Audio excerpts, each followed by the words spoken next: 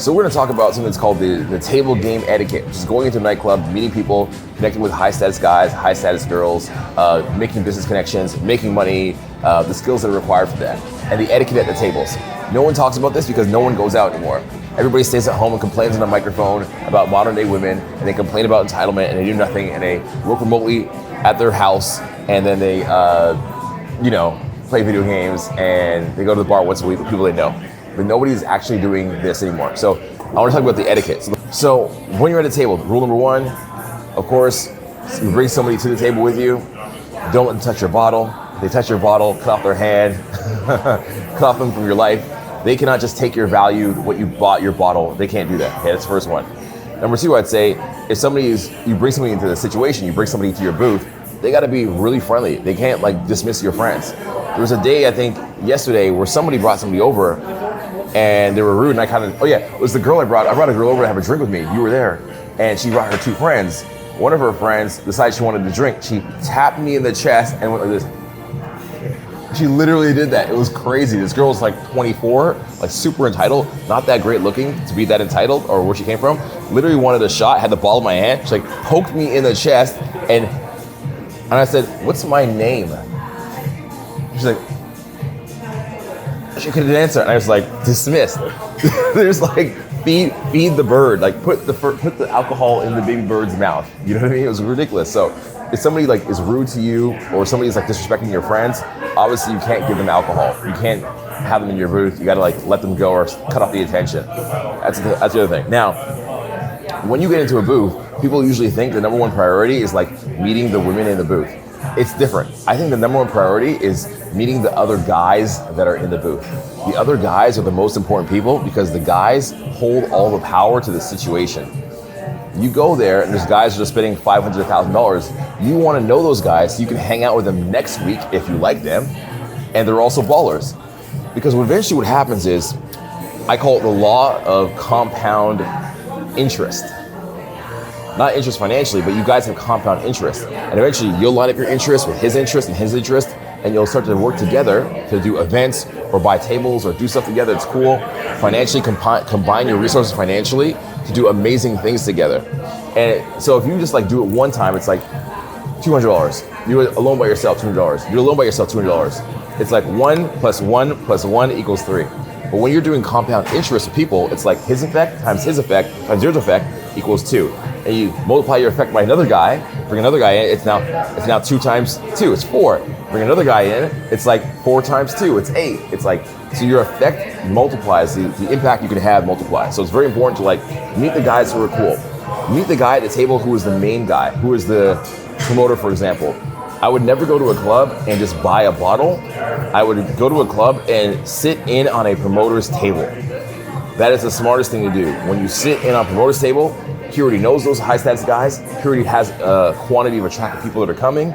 You're sitting in on his table. You're spending less money than usual. You saw last night we had 6 bottles. We didn't pay for 6 bottles, but we had 6 bottles worth of people at our table last night, which is smart. Rather than going and sitting there with your 1 bottle, it's done in 30 minutes, and you're well, we got another 2 hours to kill with our fingers up our ass, right? Well, very important. Meet the guy, it's the main guy. Meet the cool guys that are there. Form connections with those cool guys. In terms of the women at the table, okay? Often when women are at a table, it's because they are attractive. It's not necessarily because they're financially contributing to the bill, the check. When the bill comes, they're usually nowhere to be seen. So unless they're out having a girls' night, or it's a celebration, or it's a birthday party, in those situations, a bunch of girls, they're buying their own bottles, amazing. But usually you see a bunch of guys, a bunch of girls. The girls are paying for nothing. So in that situation, the girls are there for the value of the attractiveness, right? We call it the ratio. Now, when you go into a booth, don't just go flirting with everybody in the booth. That is a mistake. Don't just go guns blazing, balls to the wall, trying to meet everybody, flirt with everybody. That would be a mistake. You don't know the situation of everybody. So when you're speaking to a lady in a booth, you should say, "Oh, who do you know here?" That's the line. Who do you know here? Or how do you know Justin? How do you know Mark? "Oh yeah, he's dating my best friend." Green light. You have a clear runway. "How do you know Michael?" "Oh, he's my boyfriend." "How do you know, whatever the guy's name? How do you know Michael?" "Oh, I don't. We just met him off the street and he brought us in." So you know when you have a clear runway, because you don't want to get into a situation where you're competing with the main guy of that booth for the person he has an interest in. That's a good way to be offensive and offend many people in the group. You don't want to do that. You're not walking on eggshells either, but you're just seeing where the clear runway is. Okay, very key. Now, if a girl is unavailable, if a woman is unavailable, it doesn't mean, hey, what's your name? Oh, I'm Sarah. Oh, how do you know Michael? Oh, he's my boyfriend. Okay. Just turn away and leave. It doesn't mean like she has no value to you or she's useless. It means she can now become a friend. You're a trusted person. You're behind the velvet rope of the booth. You are a trusted person. She can become your friend. I would say to her, oh, Sarah, have a good talk with her. Have a lot of fun with her, 2 or 3 or 5 minutes. Sarah, we're doing brunch at Moretti's tomorrow. We're doing brunch at the Bisha. We're having mimosas.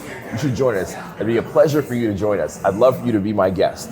You say that, she might come out. Now you have, do several times throughout the night, you have a team of 5 women possibly that may come and hang out with you later. My buddy Alex calls this his aces. He had a few aces.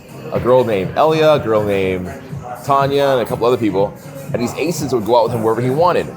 He wasn't romantically involved with them. You don't need to be romantically involved with every female that you're a friend with, and you shouldn't be, but you should friend zone specific girls that are cool, that like you, that see you as a man still. You met them in a good situation, and they want to come out, and you know they come out.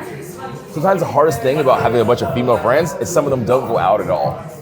But when you have a woman that you've met out, the chances of them coming out again is so much higher because they go out.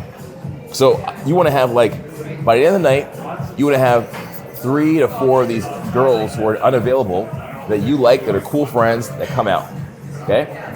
Now, the ones that you are romantically interested in, at the table, you find out there's a clear runway, it's cool. Have a drink with them, go dance with them, go to the smoking area, and see what happens.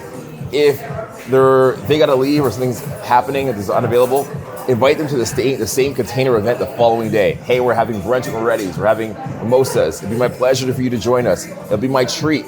I'd love to host you, right? Say that, invite them out. Now, if they can stay with you though, you have a chance of hanging out later and going to the after party. Everybody that's cool in that booth, most likely wants to have an after party. The promoter usually has a place for an after party.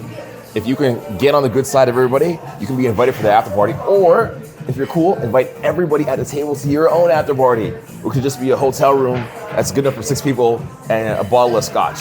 Whatever it is, try to be, at the end of the night, the goal is to either meet somebody you like and leave with them, make some new friends, make some business contacts, or go to the after party, the AP. That's the goal, right?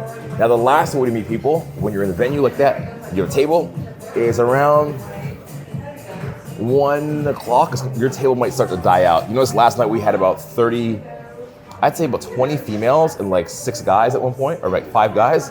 Then around 1 o'clock, it shifted to 15 guys and 6 females. You guys notice that? The ratio will flip back and forth throughout the night of the table. Something that Justin taught me actually. So as the ratio flips, you now have to go and go outsourcing.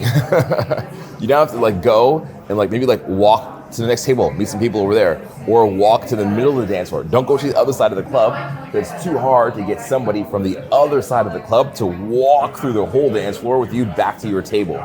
Go to the middle of the dance floor, to the edges of the dance floor. Meet some people that are kind of bored having a conversation. Chat with them for a minute, 2 minutes. If there's a good vibe, they're talking to you, they're friendly, maybe there's a little friendly shoulder touching, then invite them to your table for a drink. Don't lead with a drink. If there's a good connection, invite them back for a drink. I saw you do that. I'm not sure if I saw you do that. I think maybe you did. Not 100% sure, but I saw you do that for sure.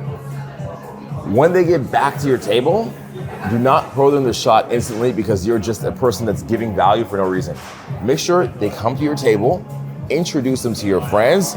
They gotta be cool. What's up? Hey, what's up? Jay. Hey, what's up? M. Just fake names, okay? Oh, hey, what's up? R. Right? Once they're courteous to your friends, then they can have a shot. Because if you give them a shot before they're courteous to your friends, you're just disrespecting yourself, and your boys have to come first. Okay? It's like how you and Mike used to hang out all the time. It's the boys come first, and women would like that. And you and Kevin, all these guys, the boys come first. So she sees all that. She's nice to everybody. She's being courteous.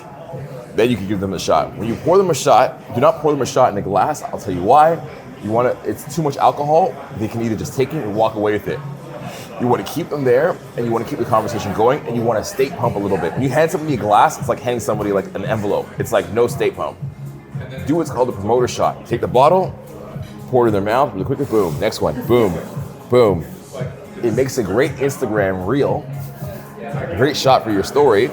It's less alcohol when you pour the promoter shot. It's about half of a regular shot, and it's a state pump. It's a party vibe. Oh shit, we're at this table, we're partying now. We're partying. They're just consuming alcohol through their esophagus in a different way, but in their brain, they're partying now.